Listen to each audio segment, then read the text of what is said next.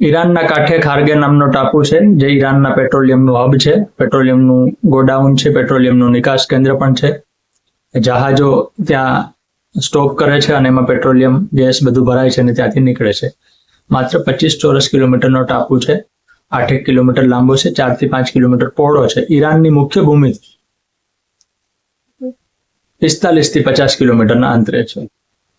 હવે Donald Trump 33-34 દિવસ પછી એવું કહે છે કે મને યુદ્ધમાં રસ રહ્યો નથી, મને માત્ર ઈરાનના પેટ્રોલિયમમાં રસ છે.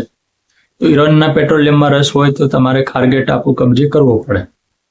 ખારગે ટાપુ કબજે કરવા માટે અમેરિકા ગ્રાઉન્ડ ટ્રુપ્સ એટલે કે જમીની મિશનની વિચારણા કરી રહ્યું છે, એવી વાતો સંભળાય છે. અમેરિકા ખરેખર કરશે કે નહીં આપણને ખબર નથી. કરશે તો અમેરિકાની ઘણી મૂર્ખામીમાં એક ઉમેરો થશે.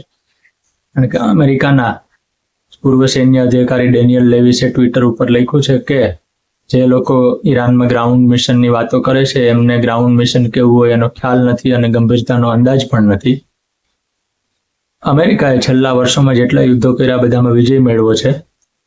આ યુદ્ધ આપણે જો હારીશું તો એ દુશ્મન શક્તિશાળી છે એટલા માટે નહીં, પણ આપણે પોતાના અહંકારને કારણે અને આપણી મૂર્ખામીને કારણે હારીશું. કારણ કે અમેરિકાએ અહંકારપૂર્વક જ હુમલો કર્યો છે, એમાં કોઈ કારણ એમને હજી સુધી જગતને સ્પષ્ટ કરી શક્યા નથી. જો ખારગે ટાપુ ઉપર આવે તો શું થાય? એ ટાપુ ઉપર અમેરિકી સૈનિકો કેટલો સમય ટકી શકે બહુ મહત્વનો સવાલ સાબિત થાય. કારણ કે ટાપુ છે એ લાઇમસ્ટોન ચૂનાના ખડકોનો બનેલો છે, નીચેથી પોલો છે.